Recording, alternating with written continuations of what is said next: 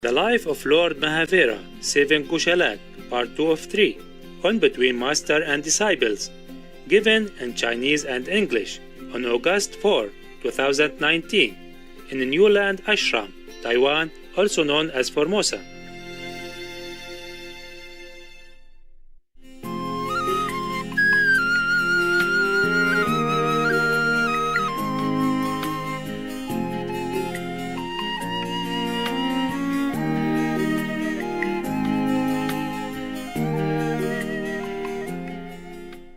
One nun in, I'm going on with my calendar again, so you want it or not? Yes. Okay, then. But I told you this story already, just an example again, like there was one nun in Miaoli, she doesn't eat for many long years already.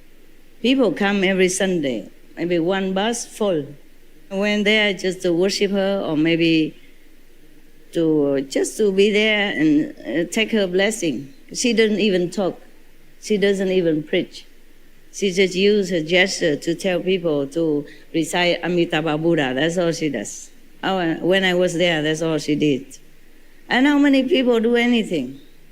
I was the only one that asked her how to be breatharian like her, and she was very happy. Other people, they think it's impossible. They don't even ask. They can't even be vegetarian, according to her teaching, not to talk about being breatharian like her. Waterian. And she told me, go step by step. And then I really can. Yeah, I really can. At that time, whenever I look at the food, I feel it's not clean. It's not easy for me to eat.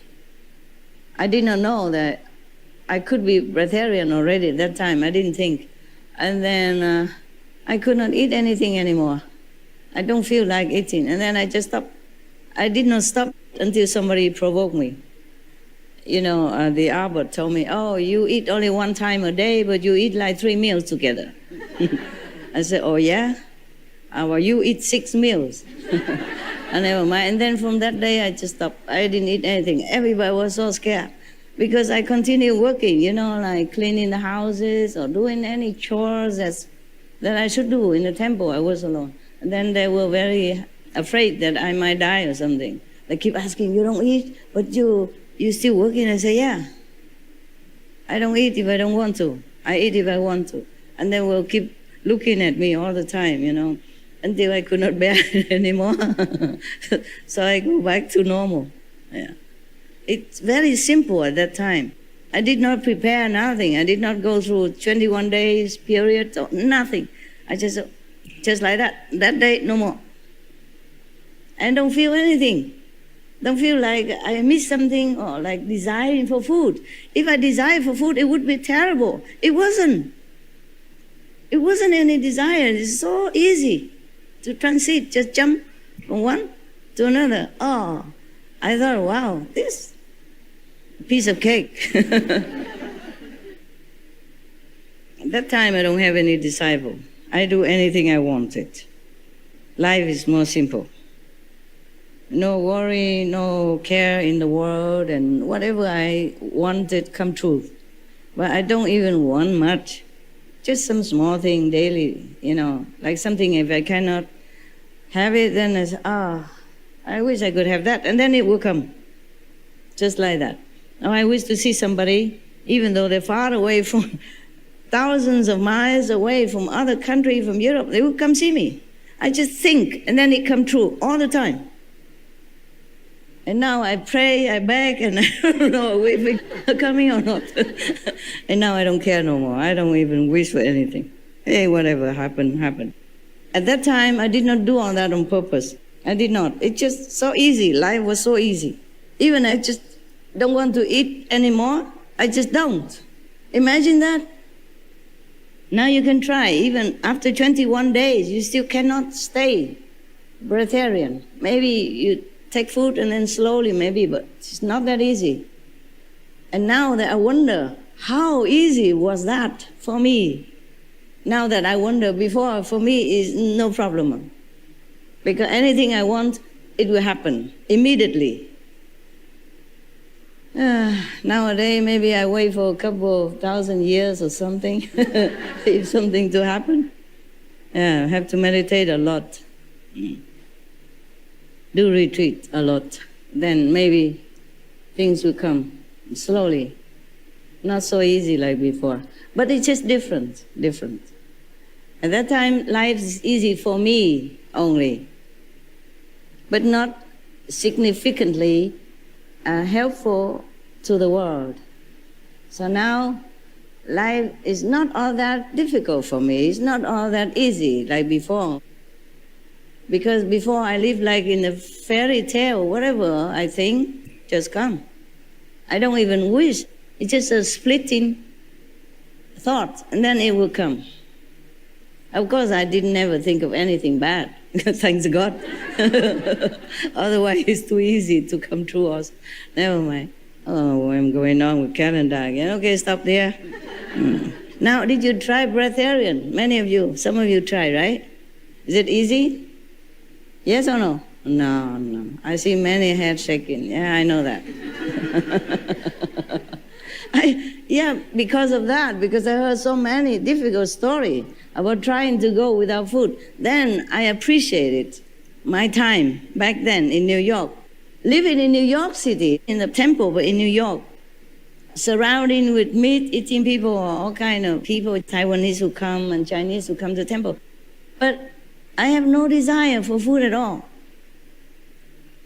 And when I get bored with foodless, I try the first meal. Everyone keeps staring at me and asking questions and talking behind me, and I thought maybe I don't eat. I wasn't hungry or wanting to eat anything. I don't know, just as natural as I quit, as natural I took food again. And then it tastes like dry grass. It tastes like nothing. Many days afterwards, and then I slowly get more used to with the taste. Otherwise, I didn't like anything. But to go without food has some benefit, just for me, okay? Easy life. But to go with food is benefit more the multitude, more affinity with people, okay? Many people. Food is the most working cause of all the people. Everybody works because of food. And to produce food, to plant food, to process food, to transport food, to store food, to sell food, to buy food, to cook food, to wash food, is a lot of work. So when we eat a morsel of food in this world, we have created a lot of affinity with many, many people. Therefore, we must meditate more to repay their kindness. It's just not because we pay the money. Of course, that's good also. Not because we pay, then we are clear of karma. It's not like that. Okay, so I go back to India. Right. So now this disciple or friend or companion of Mahavira was going very near, and goggling the face of that ascetic. And then he saw that the hermit was busy doing some strange penance. In India, they do many kind of penance, okay? You know already, right? I told many times.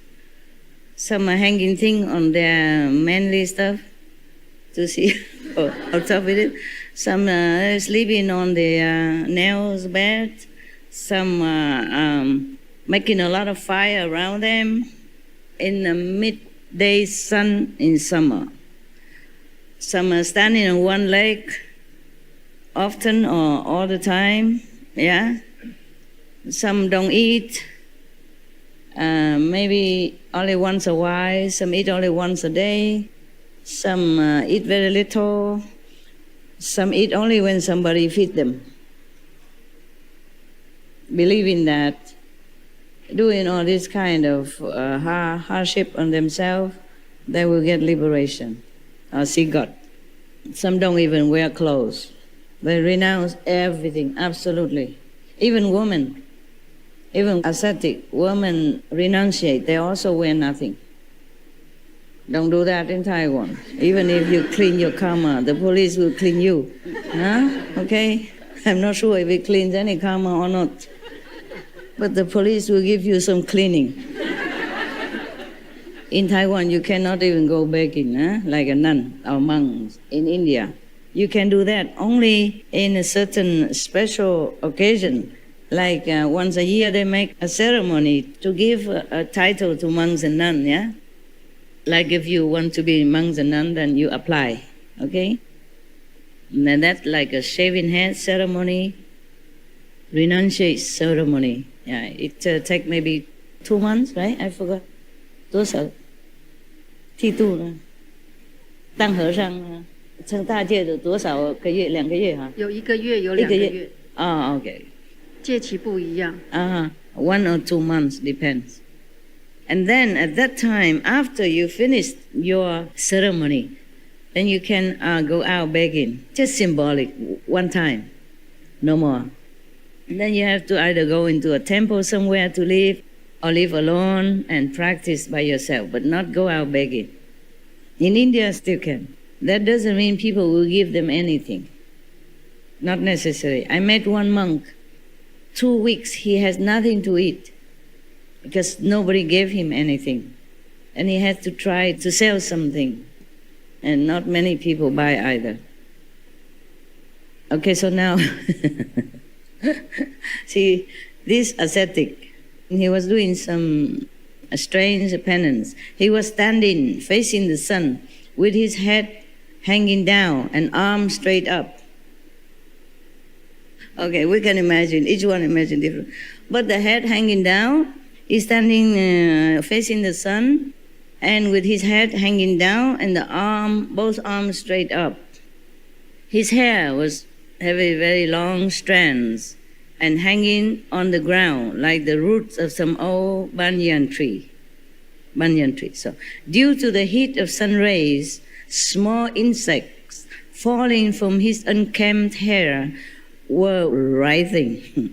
And out of compassion, he was picking them up and putting them back into his dense locks of hair again. Oh, God forbid. Gaushalak could not control his laughter, seeing this strange activity. Jokingly, he said, "Oh, abode of insect." He called the ascetic the abode of insects. This is an insult. You don't say reverence, this and that. He said, the abode of insects. Oh dear. What do you think you're doing? He asked. You are gathering insects and considering this act to be a penance? The hermit remained calm the first time. But when Gaushalak did not refrain from making biting remarks, the hermit looked at him with his burning eyes and said, "Oh, vicious person, my name is Vaisyayan Tapas, and I am the doom of ignorant fools like you." He got mad now. Instead of jolting him to sanity, this scornful comment drew an insulting laughter even more from Gaushalak. The hermit now took a few steps back and angrily started emitting fire from his mouth. Careful, I don't have any fire. But beware, there are some fire from hell that you cannot stop and I cannot stop. So he stepped back and then emitting fire from his mouth. So, he did a lot of penance. So, of course, he will have some magic power like this, yes? The Buddha's disciples also have different magical powers. Good or not, they do have. Yes. Like sometimes they can fly in the air and then upper body can spray out water, or under body will spray out fire.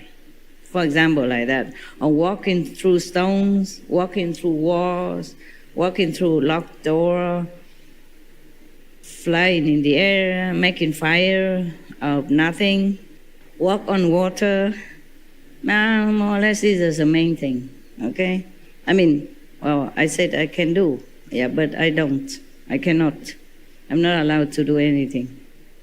What I mean is these are possible, okay? If you don't have other karmas influence, you can be a master and have all kind of magical power that is very suitable for you, convenient.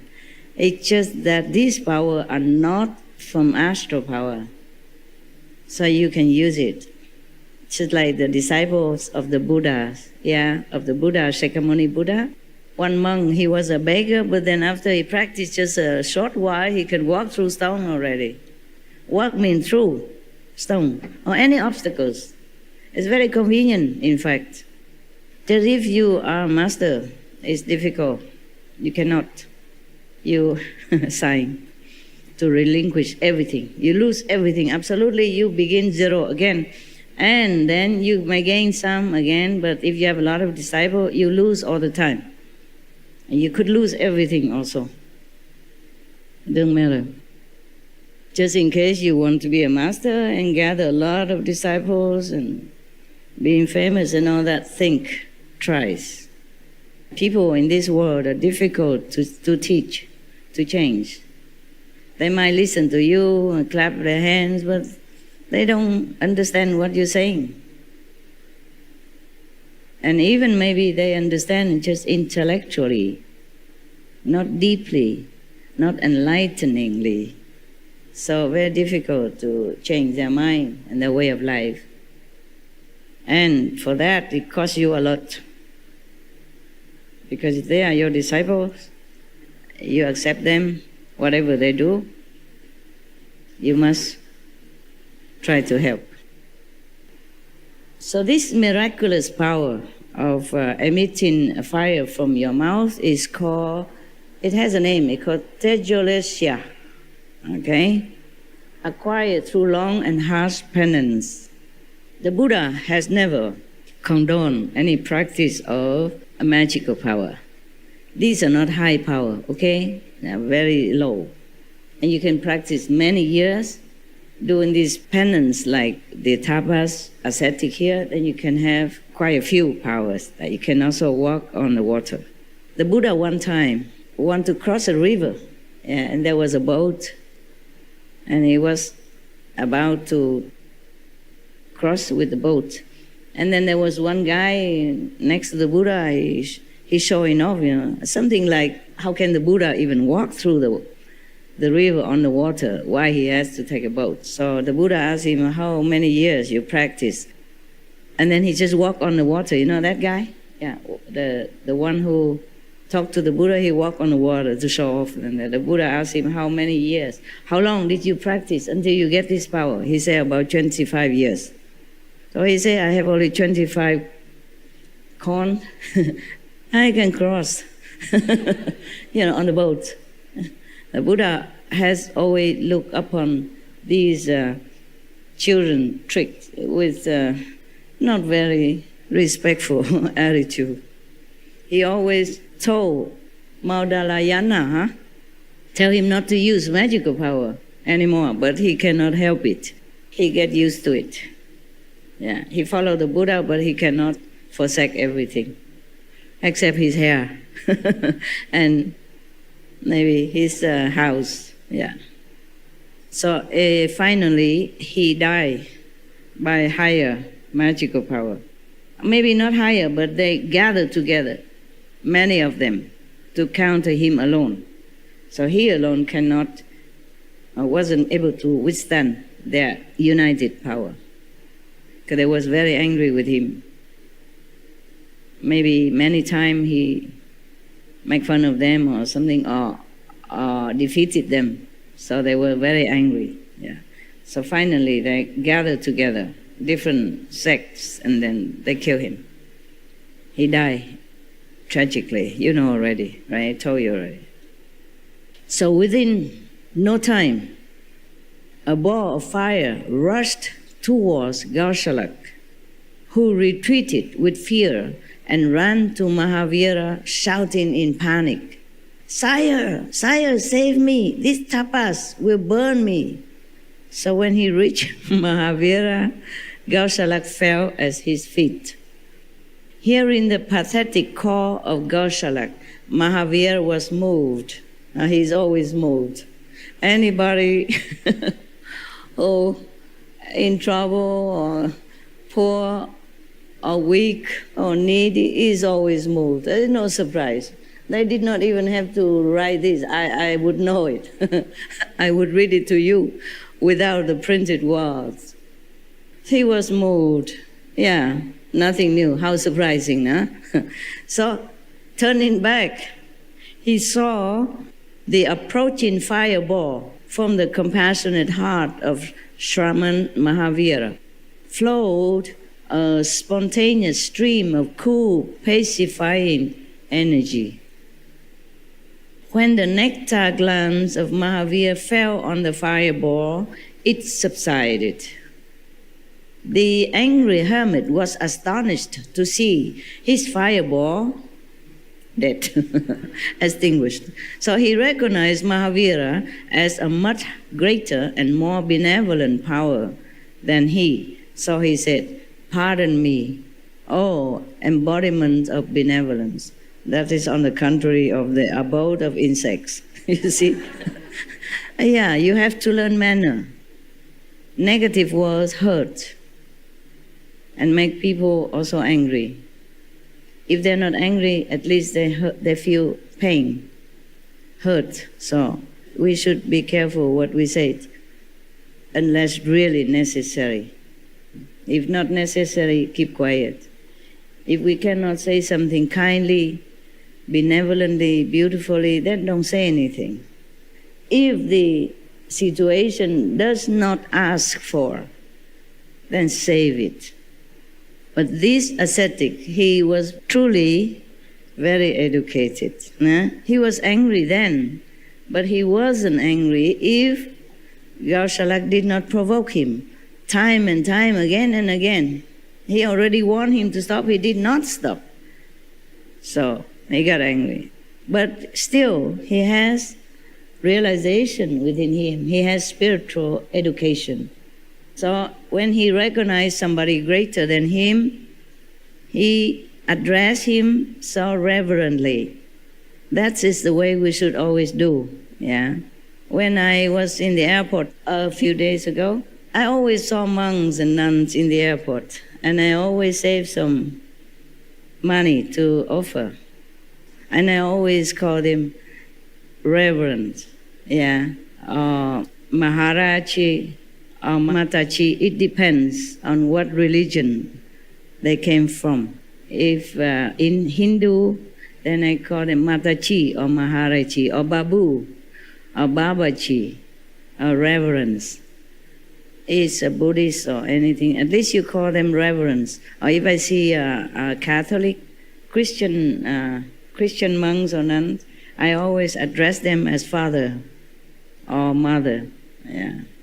And I bow and I put my head and bow myself before I say, "May I offer you something for your daily use?" Yes.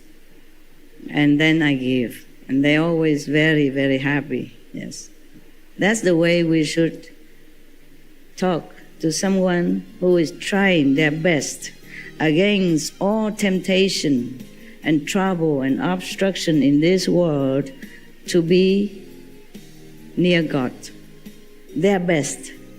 Maybe their best is not the best, but that's their best. That's all they can do in their circumstances and their strength.